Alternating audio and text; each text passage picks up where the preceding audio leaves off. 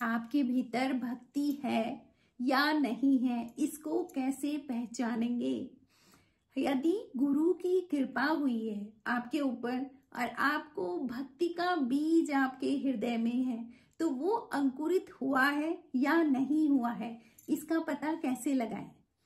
दोस्तों, भक्ति हर किसी के बस की बात नहीं है। बहुत सारे लोग भक्त होने का बहुत प्रयत्न करते हैं, लेकिन अगर भीतर से चेक करें ना, तो कहीं कोई कमी होती है और इसीलिए उनको क्या होता है, अनुभव नहीं होते हैं। तो भक्ति का बीज अंकुरित हो गया है। ये किन किन चीजों से हम पता लगा सकते हैं? हम कैसे पता लगाएं कि हाँ, हमारे भीतर भक्ति जागृत हो गई है? जय श्री राम दोस्तों, कैसे हैं आप सब लोग? दोस्तों, मैं भी ठीक हूँ। दोस्तों, आज का मेरा वीडियो है कि हमारे भीतर भक्ति है, इसका पता कैसे लगेगा।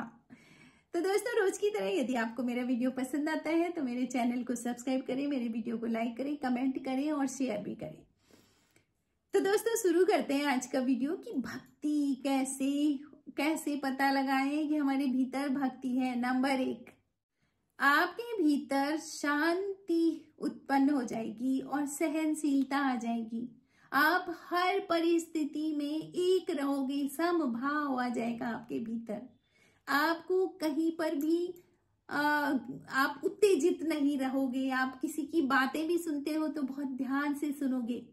ये सारे गुण आपके भीतर तब आएंगे जब आपके भीतर भक्ति है। अब देखो, अगर आपके भीतर शांति है, आपके भीतर सहनशीलता है, तो आप समझ लो कि आपके भीतर भक्ति का बीज अंकुरित हो गया है। और अगर नहीं है तो फिर अपने पर काम करें। अभी भक्ति नहीं हुई है, सिर्फ भक्त होने का ढोंग भी चल रहा है, ये भी होता है। ठीक है। नंबर 2, समय का सदुपयोग। आप हर समय आपको जरा सा भी लगेगा कि मेरे पास समय है, तो आप सीधे प्रपंच में नहीं पड़ोगे, बल्कि आप अपनी भक्ति में लग जाओगे। आप अपने समय का सदुपयोग सिर्फ उसी पर करोगे कि आपको भक्ति करनी है, उस भगवान का ध्यान करना है, आपके पास टाइम है, आप सीधे जाके बैठ जाओगे। ठीक है, ये समझ लो आपके भीतर भक्ति अंकुरित हो गई है। और यदि आपके पास टाइम है और आपका मन करता है कि चलो उससे जाके बातें कर लेते हैं, उसकी सुनते हैं, वहां क्या हो रहा है, यहाँ क्या हो रहा है, इधर उधर की सारी बातें करने का, प्रपंच में पढ़ने का आपका मन है, तो आप समझ लीजिए कि आपके भीतर भक्ति उदय नहीं हुई है अभी। ठीक है, क्योंकि भक्तों को तो ऐसे लगता है कि हम पूरा समय, हर समय, अब सांसारिक कार्य खत्म करने के बाद हम सीधे अपनी भक्ति में लग जाएं, तो उसको बोलेंगे भक्ति। नंबर 3, वैराग्य होने लगेगा, अनासक्ति होने लगेगी चीजों से। आपको लोभ मोह सब खत्म होने लगेगा और आपको हर समय ये लगेगा कि कुछ भी साथ नहीं जाएगा, फिर क्यों इन सब चीजों में। तो वो जो वैराग्य आता है ना, वो भक्ति का आता है। भगवान राम की जब कृपा आप पर होती है, आप भक्ति में हो, तो भगवान की अगर आपके ऊपर कृपा होती है तो वो सबसे पहले आपको वैराग्य देते हैं। आपको समझाते हैं कि सब नाशवान चीजें हैं, नश्वर हैं, लेकिन आप तो भी संसार को जप रहे हैं और ढोंग कर रहे हैं कि हम भक्त हैं और हमको भक्ति करनी है, तो समझ लीजिए कि आपके भीतर भक्ति उत्पन्न नहीं हुई है। आप भीतर स्वार्थ से आप पूजा कर रहे हो। आपको कुछ चीजें बहुत सारी चाहिए, आपकी इतनी कामनाएं हैं, इच्छाएं हैं, उनकी पूर्ति के लिए आप पूजा कर रहे हो, आप ध्यान लगा रहे हो और तब कह रहे हो कि मैं भक्त हूं। तो नहीं, भक्त के गुण वैराग्य के होते हैं। तो इस तरीके से आप भौतिकवाद से बहुत दूर जाओगे। आप किसी की चिंता फिकर भी नहीं करोगे। क्यों नहीं करोगे? क्योंकि आपको पता है कि भगवान सबकी रक्षा करेंगे। ना, भक्त के अंदर जबरदस्त विश्वास होता है ना कि भगवान सब कर लेंगे, तो फिर मैं क्यों, और मैं कौन हूं, है ना। तो इस तरीके से समझ लीजिए आपके भीतर भक्ति उत्पन्न हो रही है। अगला गुण है दोस्तों, मान शून्यता।